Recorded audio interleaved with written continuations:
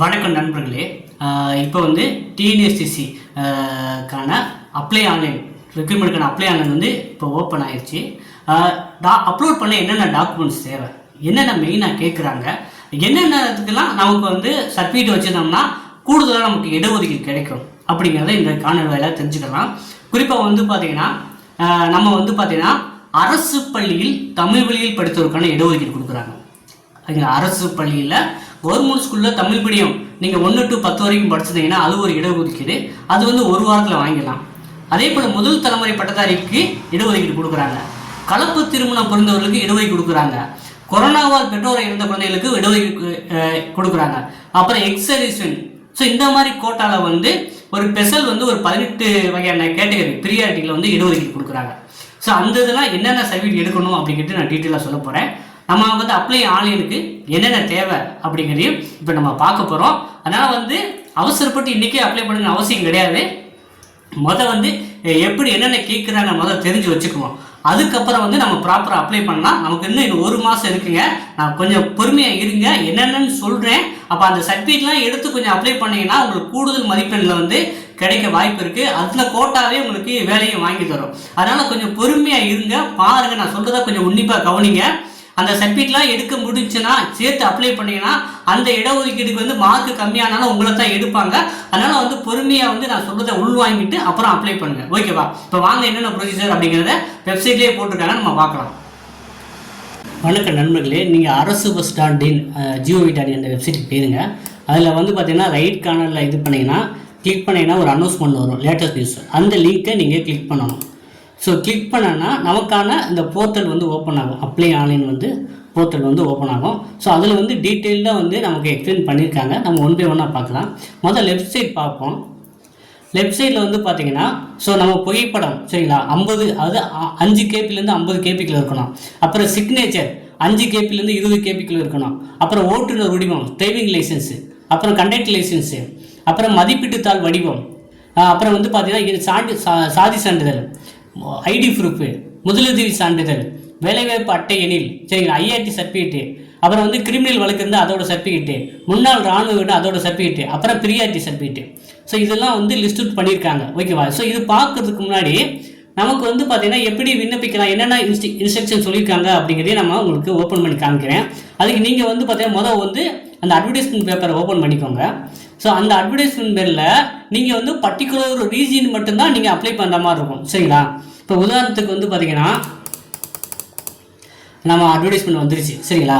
So இதில் வந்து பார்த்தீங்கன்னா அந்த மாநகர போக்குவரத்து, அரசு போக்குவரத்துன்ட்டு அதில் வந்து நம்ம செலக்ட் பண்ணணும். சரிங்களா? செலக்ட் பண்ணி தான் அப்ளை பண்ணுற மாதிரி இருக்குது. இப்போ உதாரணத்துக்கு வந்து மாநகர போக்குவரத்து கழகம் சென்னை 364 வேகன்சி இருக்குன்னா நீங்கள் அதுக்கு மட்டும் தான் அப்ளை பண்ண முடியும்.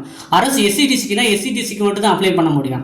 அதே போல் ஜோன் வைஸாக கொடுத்துருக்காங்க. விழுப்புரம், கும்பகோணம், சேலம், அப்புறம் கீழே வந்து பார்த்தீங்கன்னா கோவை, அப்புறம் வந்து மதுரை, திருநெல்வேலி இந்த மாதிரி கொடுத்துருக்காங்க. அப்போ இதெல்லாம் வந்து நீங்கள் வந்து அதாவது நீங்கள் செலக்ட் பண்ணி அவங்களுக்கு மட்டும் தான் அப்ளை பண்ணுற மாதிரி இருக்கும். ஸோ அதனால தான் உங்களுக்கு ஓப்பன் பண்ணி காமிக்க. இதை பார்த்துட்டு நீங்கள் இதை பிரிண்ட் அவுட் மட்டும் கையில் எடுத்து வச்சுருங்க. ஸோ நீங்கள் வந்து உங்களுக்கு எங்கே வேகன்சி அதிகமாக இருக்கோ அங்கே கூட நீங்கள் பார்த்து அப்ளை பண்ணலாம். தமிழ்நாட்டில் யார் எங்கே வேணால் அப்ளை பண்ணலாங்க. அந்தந்த மாவட்டத்துக்காரங்க அதுதான் சூஸ் பண்ணுங்கிற அவசியம் கிடையாது. ஓகேங்களா? இப்போ வந்து பார்த்தீங்கன்னா இப்போ அப்ளை ஆன்லைன் பேஜுக்கே போயிடுவோம். ஸோ அதில் வந்து என்ன சொல்லியிருக்காங்க அப்படின்னு பார்த்தா இது ஆன்லைன் விண்ணப்பிக்கும் ஃபஸ்ட்டு பேஜ். சரிங்களா? ஸோ நம்ம வந்து இதில் என்ன சொல்லியிருக்காங்கன்னு பார்ப்போம். ஸோ இது வந்து ஃபுல்லாக பார்க்கறதுக்கு முன்னாடி நான் சொன்ன அந்த ப்ரியாரிட்டி சர்டிஃபிகேட்டை பற்றி உங்களுக்கு ஓவர்வியூவாக காமிச்சிடுறேன். ஸோ அதில் என்ன சொல்லியிருக்காங்க அப்படிங்கிறதையும் பார்த்துடலாம். ஸோ அதில் வந்து பார்த்தீங்கன்னா ஃபஸ்ட்டு வந்து என்ன சொல்லியிருக்காங்க அப்படின்னா அது கொரோனா தொற்றால் தாயை இழந்த வாரிசுகள் அந்த சர்டிஃபிகேட் வச்சுருந்தா போதும். 2வது முதல் தலைமுறை பட்டதாரி சான்றிதழ் அந்த சர்டிஃபிகேட் வச்சுருக்கிறவங்க. 3வது வந்து பார்த்தீங்கன்னா தமிழக அரசு பள்ளியில் தமிழ் மீடியம் படித்த சர்டிஃபிகேட்டு அந்த சர்டிஃபிகேட் வச்சவங்களுக்கும் இது கொடுக்குறாங்க. அப்புறம் வந்து என்னன்னா போரினால் மரணமடைந்த உடல் தகுதி இழந்த ஆதரவற்ற இராணுவ வீரின் குடும்பத்தைச் சேர்ந்த விண்ணப்பத்தில் உள்ள 2 நபர்கள், அப்புறம் ஆதரவற்ற விதவைகள், அப்புறம் கலப்பு திருமண தம்பதியினர், அப்புறம் வந்து எக்ஸ் சர்வீஸ்மேன் அதாவது முன்னாள் இராணுவத்தினர் அல்லது அவர்களது மனைவி அல்லது மகன்கள் அல்லது திருமணமாகாத மகள்கள். சரிங்களா? தற்போதுள்ள பணியில் இராணுவத்தின் மனைவி அல்லது மகன்கள் அல்லது திருமணமாகாத மகள்கள். அப்புறம் வந்து சுதந்திர போட்ட தியாகிகள் மற்றும் தமிழ்மொழி காவலர் நேரடி வாரிசுகள். அப்புறம் பர்மா, இலங்கை, கென்யா, உகாண்டா மட்டும் தாயக திருப்பிய மறு குடியேற்ற இந்தியர்கள். ஸோ இதுக்கு வந்து பார்த்தீங்கன்னா இந்த மாதிரி கேட்குறாங்க. அப்புறம் மாநில அரசு பணியிலிருந்து விடுவிக்கப்பட்டோர், மீட்கப்பட்ட கொத்தடிமைகள் அதாவது மகன்கள், தமிழ்நாடு அரசின் கீழ் வரும் விழிப்புணர்வு நிறுவனங்கள் மற்றும் சீர்திருத்த பள்ளியில் இல்லறவாசிகள். ஸோ இதுதான் வந்து நம்ம மெயினாக பார்க்குறது. நம்ம கலப்பு திருமணம், முதல் தலைமுறை பட்டதாரிகள், அரசு பணியில் தமிழ் வழியில் படித்தோர். ஸோ இந்த மாதிரி நீங்கள் கோட்டா வச்சுருந்தீங்கன்னா அதை இங்கே அந்த செக் பாக்ஸை செக் பண்ணிட்டு அப்ளை பண்ணாங்க. ஆனால் அதுக்கு நீங்கள் வந்து சர்டிஃபிகேட் வந்து கொடுக்குற மாதிரி இருக்கும். சரிங்களா? அப்போ நான் என்ன சொல்கிறேன், உங்களுக்கு எல்லாரும் அட்வைஸ் சொல்கிறேன்னா, நீங்கள் டிகிரி படிச்சிங்கன்னா முதல் தலைமுறை பட்டதாரி சான்றிதழ் வாங்கிக்கலாம். அதே போல் கவர்மெண்ட் ஸ்கூலில் தமிழ் மீடியம் படிச்சிருந்தீங்க 1லேருந்து 10 வரைக்கும் அந்த ஒரு சர்டிஃபிகேட் வாங்கிக்கலாம். ஸோ இந்த 2 சர்டிஃபிகேட் வந்து எல்லாராலையும் ஓரளவு வாங்க முடியும். அப்புறம் வந்து கலப்பு திருமணம் முடிஞ்சிருந்தீங்கன்னா அந்த ஒரு சர்டிஃபிகேட் கோட்டா கொடுக்குறாங்க. கொரோனாவால் பெற்றோர் இழந்தவர்களுக்கு வாரிசுகளுக்கு முன்னுரிமை கொடுக்குறாங்க. ஸோ இதெல்லாம் வந்து மெயின் ப்ரியாரிட்டியாக வச்சுருக்காங்க. ஸோ இது வந்து பார்த்தீங்கன்னா இதை யூஸ் பண்ணனா யூஸ் பண்ணிக்கலாம். ஸோ இப்போ வந்து பார்த்தீங்கன்னா அப்ளை பண்ணுறதுக்கு என்னென்ன தேவை அப்படிங்கிறதே பார்த்துடலாம். ஸோ ஃபஸ்ட்டு நம்ம சொன்னேன் பார்த்தீங்களா, ஃபஸ்ட்டு வந்து அந்த அட்வர்டைஸ்மெண்ட் கொடுத்த மாதிரி கோயம்புத்தூர், கும்பகோணம், மதுரை, சேலம், திருநெல்வேலி, விழுப்புரம், என் மாநகர போக்குவரத்து கழகம், எஸ்சிடிசி. அப்போ நீங்கள் எதில் விண்ணப்பிக்கிறீங்களோ இங்கேயே சூஸ் பண்ணிக்கிறணும். சரிங்களா? ஒரு ஆள் ஒன்று தான் பண்ண முடியும். அப்போ நான் மதுரை சூஸ் பண்ணேன்னா மதுரையில் தான். மதுரையில் எந்த ஜோனு? மதுரை, திண்டுக்கல், விருதுநகர். இதில் வந்து நான் எதுக்கு போகிறேன்? இப்போ அட்வர்டைஸ்மெண்ட்டில் பார்த்தேன் பார்த்தீங்களா, இப்போ மதுரை இருக்குன்னா மதுரையில் 190 வேகன்சி, திண்டுக்கல்ல 60, அப்போ விருதுநகர் 72. அப்போ வந்து இதில் நீங்கள் எதுக்கு விண்ணப்பிக்கிறீங்கன்னு பார்க்கலாம், பார்த்துட்டு கூட விண்ணப்பிக்கலாம். அப்போ நான் மதுரையில் தான் அதிக வேகன்சி 190, அது விண்ணப்பிக்கலாம். ஸோ இந்த மாதிரி வந்து நீங்கள் பார்த்து விண்ணப்பிங்க. அப்புறம் நேமு வந்து 10ஆம் வகுப்பு சான்றிதழில் எப்படி பேர் இருக்கோ அதை அப்படியே காப்பி அடித்து போடுங்க. 10ஆம் வகுப்பு மதிப்பெண் சான்றிதழ் இருக்கும், அந்த பேரை வந்து தப்பு இல்லாமல் எழுதுருங்க. ஆதார் கார்டுலாம் கொடுக்குற பேர்லாம் தேவையில்லை, 10th மார்க் ஷீட்டில் உள்ள பேர் தான் கேட்டிருக்காங்க. அப்புறம் ஃபாதர் நேமு, அப்புறம் என்ன இது, சரிங்களா? அப்புறம் வந்து மொபைல் நம்பர் கேட்டிருக்காங்க. மொபைல் நம்பர் 2 மொபைல் நம்பர் கேட்டிருக்காங்க உங்களுக்கு கன்ஃபார்ம் பண்ணுறதுக்கு. சரிங்களா? அல்டர்னேட் மொபைல் கொடுக்கலாம், கொடுக்காம போகலாம். இமெயில் ஐடி கரெக்டாக கொடுத்துருங்க. சரிங்களா? அப்புறம் வாட்ஸ்அப் லிங்க் பண்ணிக்கான்னு கேட்டிருக்கீங்க, அது டிக் பண்ணிங்கன்னா வாட்ஸ்அப் லிங்க் ஆகிடும். ஓகேவா? அப்புறம் வந்து என்ன கேட்டிருக்காங்க அப்படின்னா பிரைமரியாக அட்ரஸ் கேட்டிருக்காங்க. அட்ரஸ் வந்து ஃபில் பண்ணுற மாதிரி இருக்கும். அப்புறம் வந்து என்னென்னா பிறந்த இடம் எந்த மாவட்டம் அப்படின்னு கேட்டிருக்காங்க, என்ன மதம்னு கேட்டிருக்காங்க, கம்யூனிட்டி வந்து பிசிஐ, எம்பிசிஐ, எஸ்சிஐ, எஸ்டின்னு கேட்டிருக்காங்க. சாதி சான்றிதழ் படி என்ன பேர், கேஸ்ட்னா பிசினா பிசியில் என்ன கேஸ்ட் அதை இங்கே டைப் பண்ணணும். அப்புறம் தமிழ் எழுத படிக்க தெரியுமானா எழுத படிக்கிறது எஸ்ன்னு கொடுக்கணும். நீங்கள் இந்திய குடியுமான்னு கேட்டால் அது எஸ்ன்னு கொடுத்துருங்க. நீங்கள் 10ஆம் வகுப்பு தேர்ச்சியில் சமமான தகுதி படிக்கலாம், அது எஸ்ன்னு கொடுத்துருங்க. அப்புறம் வந்து முன்னாள் ராணுவத்தினர் எஸ்ஆ நோவான்னு கேட்குறது, இப்போ முன்னாடி அது கொடுத்துருங்க. சரிங்களா?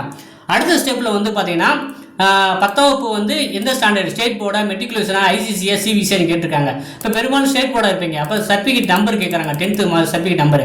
அப்புறம் வந்து பார்த்தீங்கன்னா 10ஆம் வகுப்பு மதிப்பெண் வந்து பார்த்தீங்கன்னா எந்த வருடம் பாஸ் பண்ணீங்க அந்த இயர் கேட்டிருக்காங்க. அடுத்ததாக தான் டிரைவிங் லைசன்ஸ் வராங்க.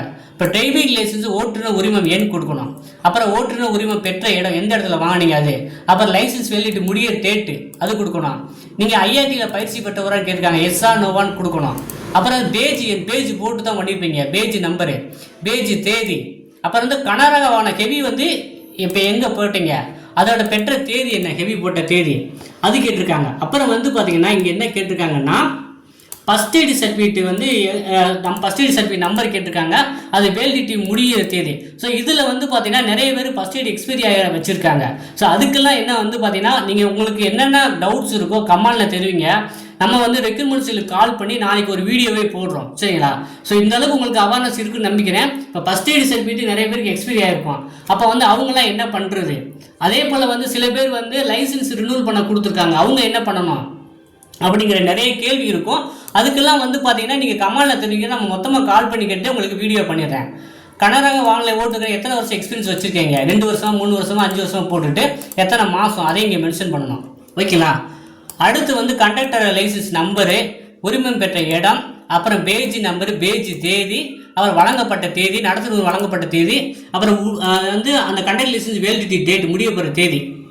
அப்புறம் வேலைவாய்ப்பு அலுவலகத்தில் பதிவு செய்ததில் கேட்டால் எஸ்ன்னா எஸ்ன்னு கொடுத்துட்டு அந்த எந்த ஆஃபீஸ் நேம், எந்த ஆஃபீஸ் பண்ணீங்க, வேலைவாய்ப்பு பதிவு எண் கொடுக்கணும். நோன்னா நோன்னு கொடுத்தனா ஒன்றும் வராது. சரிங்களா? அப்புறம் வந்து பார்த்தீங்கன்னா உடல் தகுதிகள், ஹைட்டு வந்து 160 சென்டிமீட்டரில் இருக்கணும். அப்போ வந்து 165.0 போட்டுங்க. அதே போல் எடை வந்து பார்த்தீங்கன்னா நீங்கள் ஒரு 70 கிலோ இருந்தால் 70.0 அப்படி போட்டுக்கோங்க. அப்புறம் வந்து அடையாளங்கள், அப்போ வந்து பார்த்தீங்கன்னா அடையாளம் வந்து கையில் காலில் தழும்பு இருக்கலாம், அப்புறம் மச்சம் இருக்கலாம், அது வந்து 2 அடையாளத்தை இங்கே மென்ஷன் பண்ணணும். சரிங்களா? ஸ்கேர் அப்படின்னா SCA, ஆனால் ஸ்கேர்னா தழும்புன்னு அர்த்தம், மோல்னா மச்சம்னு அர்த்தம். ஸோ அந்த மாதிரி இண்டிகேட் பண்ணி நீங்கள் போடுங்க. அப்புறம் தெளிவான கண் பார்வை கொண்டவரான்னு கேட்டிருக்காங்க, எஸ்ஆனோனா எஸ்ன்னு கொடுத்துருங்க. பார்வை நிலை வந்து நார்மல், அப்புறம் கூட்டுத்தன்மை இருக்கானா நோன் கொடுத்துருங்க. அப்புறம் குறைபாடு எது இல்லாத உடல் குறைபாடு எது இல்லாதனா ஆமும் கொடுத்துருங்க. ஸோ இந்த மாதிரி தான் நீங்கள் அப்ளை பண்ணும்போதும். அதுக்கப்புறம் வந்து கீழே என்ன கேட்டிருக்காங்க அப்படின்னா கிரிமினல் குற்றத்துக்காக நீங்கள் எப்போதும் தண்டிக்கப்பட்டிருக்காங்கன்னா நோன் எஸ்என்ஐ எஸ்எல்டி நோ கொடுங்க, நோ கொடுத்துருங்க. சரிங்களா? சிவில் கிரிமினல் குற்றங்கள் தற்போது நிலுவையில் உள்ளதானா எஸ்என்ஐ எஸ்என் கொடுங்க, அப்படி நோ கொடுத்துருங்க. அப்புறம் வந்து தேர்வு மையம், நீங்கள் எந்த ஊரோ அந்த தேர்வு மையம் 3 ஆப்ஷன் கொடுத்துருக்காங்க. ஃபஸ்ட்டு எது கொடுக்குறீங்களோ அதை தான் சூஸ் பண்ணுற மாதிரி இருக்கும். அந்த மாதிரி நீங்கள் கொடுத்துக்கலாம். ஓகேவா? அதுக்கப்புறம் தான் இந்த செக் பண்ண சொல்லியிருக்காங்க. சரிங்களா?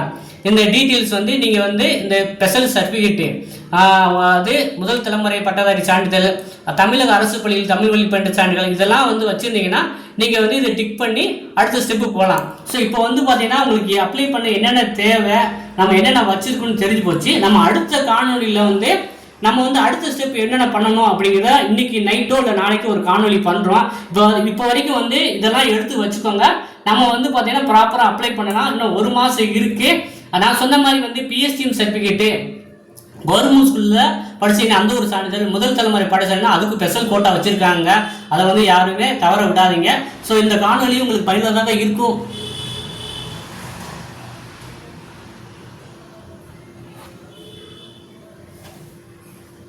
ஸோ இந்த காணொலி உங்களுக்கு பயனுள்ளதாக இருக்கும் அப்படின்னு நம்புறேங்க. இது சம்மந்தமாக உங்களுக்கு இன்னும் டவுட்ஸ் இருந்தால் மறக்காமல் கமெண்ட்டில் தெரிவிங்க. அடுத்த காலையில் நான் டீட்டெயிலாக டிஸ்கஸ் பண்ணலாம். So study material online class test page வந்து நம்ம டிபேக் இருக்குது. விருப்பம் உள்ளவங்க ஜாயின் பண்ணிக்கலாங்க.